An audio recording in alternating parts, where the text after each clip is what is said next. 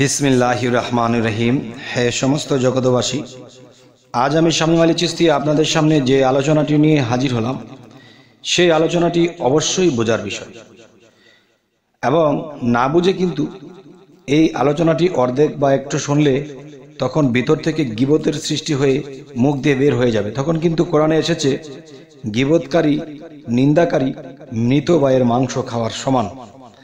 তাই অবশ্যই আমরা সম্পূর্ণ আলোচনাটি শুনব, কিন্তু অল্প কিছু শুনলে আমাদের ভিতর থেকে গীবত আসতে পারে।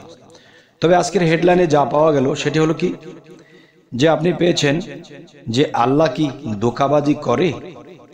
আল্লাহ কি ধোঁকাবাজ?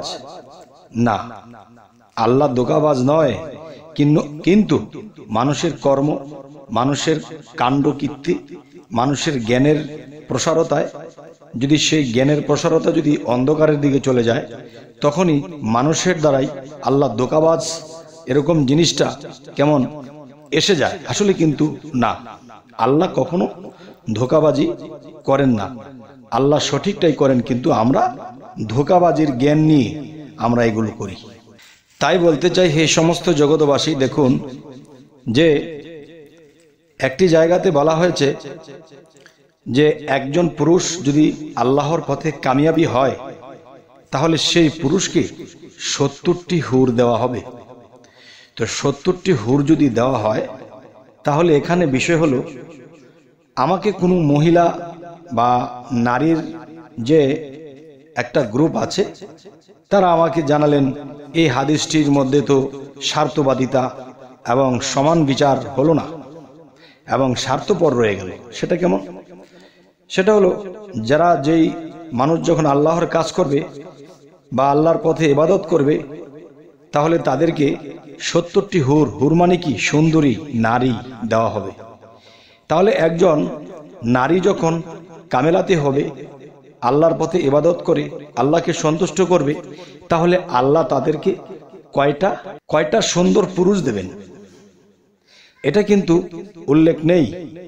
তাহলে বোঝা গেল যে আল্লাহ মেয়েদেরকে ঠকালো, কিন্তু না, আল্লাহ কিন্তু বলেছেন যে আমি সকলকে সমান বিচার করি, সবার প্রতি আমি সমান দেখি, সমান দিয়ে থাকি। তাহলে আল্লাহ যদি এই কথা বলে থাকে, তাহলে হাদিসের কথা অনুসারে যে 70টি হুর দেবে একটা পুরুষকে, তাহলে একটা নারীকে কয়টা পুরুষ দেওয়া হবে? এই কথাটি কিন্তু হাদিসে উল্লেখ করা হয়নি। তবে আমাদের ভিতরে একটা দুঃখ লাগে যে দেখেন, যে পুরুষে ইবাদত করবে তাদেরটা, আর আমরা মেয়ে মানুষ যারা আছি ইবাদত করব, আর আমাদেরটা এত তফাৎ হবে কেন? আল্লাহ তো অবিচারক নয়, আল্লাহ তো সমান বিচারক। তাহলে নারীর ফয়সালাটা তো কোনো হাদিসেই পাওয়া গেল না। আচ্ছা, তাহলে বোঝা গেল, যদি এই হাদিসটি নবীর না হয়ে থাকে, তাহলে বোঝা গেল যারা এই হাদিসটি লিখেছে তারা বোকা এবং অন্ধ, এবং আল্লাহকে অবিচারী বানানো হলো। কারণ 70টি হুর যদি একটা পুরুষকে দেওয়া হয়, 70টি হুর যদি পুরুষকে দেওয়া হয়, তাহলে নারীকে 70টি পুরুষ কেন দেওয়া হবে না? আর এই কথার কেন উল্লেখ নেই? আচ্ছা, এবার আসব, আমাদের দেশে বা অন্য দেশে ছেলে হোক বা মেয়ে হোক, একটি সন্তান যথেষ্ট বা 2টি সন্তান যথেষ্ট, এই যে কথাটি বলা হয়েছে। এখন দেখা গেছে একটা ছেলে মানুষ, সে কার্যক্ষেত্রে যখন নামে, তখন ছেলেরা অনেক কিছু করে, অনেক কিছু তারা উপার্জন, অনেক ধরনের কায়দা কৌশল করে তারা আসতে পারে। কিন্তু একটা মেয়ে মানুষ তো দেখা যায় তুচ্ছ তাচ্ছিল্য হয়। তাহলে একটা মায়ের যদি 5টা 7টা সন্তান থাকে, তাহলে কিন্তু 5-6 জায়গা থেকে ইনকাম করবে, বাবা মা ভালো থাকবে। আসলে বিষয়টি কি এটা? বিষয়টি তো এটা নয়। আজকের মূলত বিষয়টি আমি যেটা বলতে চাচ্ছি, যারা ওই হাদিসগুলো লিখেছে, ওই হাদিসগুলো অনুসারে আল্লাহ ছোট হয়ে যায়, আল্লাহ ধোঁকাবাজ হয়ে যায়। তাহলে আল্লাহকে যারা ধোঁকাবাজ বানাচ্ছে এ ধরনের হাদিস লিখে, তারা কিন্তু জানে না যে তারা যে কত বড় ধোঁকাবাজের জায়গায় পড়ে গেল। এবার আসবো আরো একটি হাদিসের কথা। যে এমন একটা পাপ আছে, সেই পাপ কাজটি করলে একজন মানুষ সেই পাপের কারণে তিনি কিয়ামত পর্যন্ত দোজখের আগুনে জ্বলবে। এই যে কথাটি বলা হয়েছে, কিয়ামতের আগ পর্যন্ত সে দোজখের আগুনে জ্বলবে, সে একই পাপের জন্য। আচ্ছা, এবার আসবো, দেখা যায় কিয়ামত হইতে আর 1 মাস বা 2 মাস বাকি আছে, তখন কোনো ব্যক্তি ওই ধরনের একটা পাপ করেছে, তখন দেখা যায় তাকে সেই দোজখে নিক্ষেপ করা হয়েছে, তিনি কিয়ামত পর্যন্ত জ্বলবে, তাহলে সে 2 মাস জ্বলবে।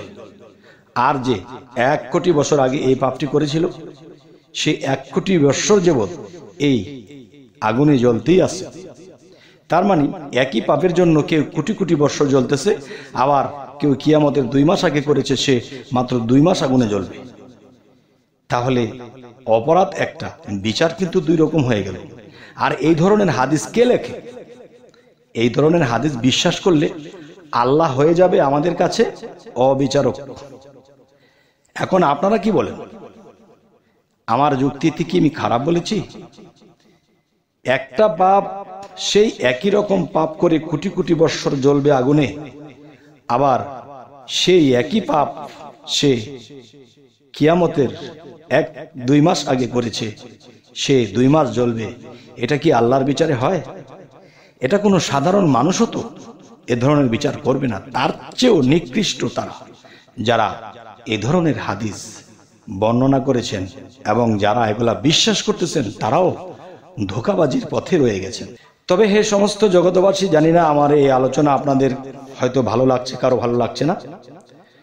তবে আজকের আলোচনার মূলে যে কথাটি বলা হয়েছে যে আল্লাহ ধোঁকাবাজ নয়, কিন্তু আল্লাহকে ধোঁকাবাজ বানানো হচ্ছে। আর কোরআন যদি আমরা পড়ি, কোরআনের মধ্যে